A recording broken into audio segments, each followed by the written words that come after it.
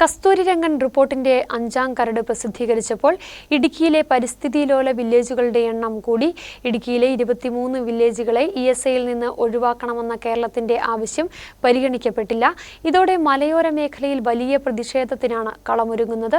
പുതിയ വിജ്ഞാപനത്തിൽ ഇടുക്കിയിൽ ആകെ 51 വില്ലേജുകൾ പരിസ്ഥിതി ലോലമാണ്. മുൻ കരട് വിജ്ഞാപനങ്ങളിൽ 47 വില്ലേജുകളായിരുന്നു ESI ഉണ്ടായിരുന്നത്. പിന്നീട് വില്ലേജുകളിലെ വിഭജനമുണ്ടായി. അതിനാലാണ് പുതിയ കരട് ESIയിൽ വില്ലേജുകളുടെ എണ്ണം 51ആയി ഉയർന്നത്.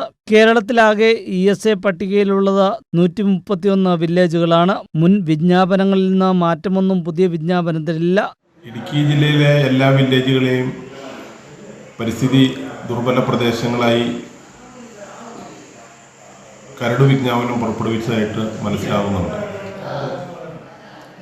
ഇടതുപക്ഷ ജനാധിപത്യ മുന്നണിയുടെയും കമ്മ്യൂണിസ്റ്റ് പാർട്ടിയുടെയും നിലപാട് ജനവാസ കേന്ദ്രങ്ങളെയും തൊഴിലിടങ്ങളെയും കൃഷിയിടങ്ങളെയും അതിൽ നിന്നും ഒഴിവാക്കണമെന്നതാണ്.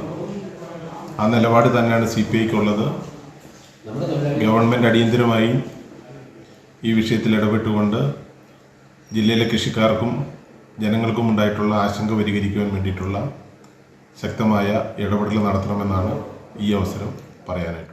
ദേവികുളം താലൂക്കിലെ ആനവിരട്ടി, കുഞ്ചിത്തണ്ണി, വെള്ളത്തുവൽ, പീരുമേട്ടിലെ കൊക്കയാർ, പീരുമേട്, തൊടുപുഴയിലെ അറക്കുളം, ഉടുമ്പൻചോല താലൂക്കിലെ അണക്കര, ആനവിലാസം, ചതുരംഗപ്പാറ, ചക്കുപള്ളം, കൽക്കൂന്തൽ, കാന്തിപ്പാറ, കരുണാപുരം, പാമ്പാടുംപാറ, രാജാക്കാട്, രാജകുമാരി, ശാന്തമ്പാറ, ഉടുമ്പൻചോല, വണ്ണൻമേട്, ഇടുക്കിയിലെ കട്ടപ്പന, കൊന്നത്തടി, തങ്കമണി, ഉപ്പുതോട്, വാത്തിക്കുടി വില്ലേജുകൾ ഒഴിവാക്കണമെന്നായിരുന്നു ആവശ്യം. ജില്ലയിലെ വനപ്രദേശം മാത്രമുള്ള 1824.43 ചതുരശ്ര കിലോമീറ്റർ മാത്രമായി ESI പരിമിതപ്പെടുത്തണമെന്ന് ശക്തമായി ആവശ്യപ്പെട്ടിരുന്നു.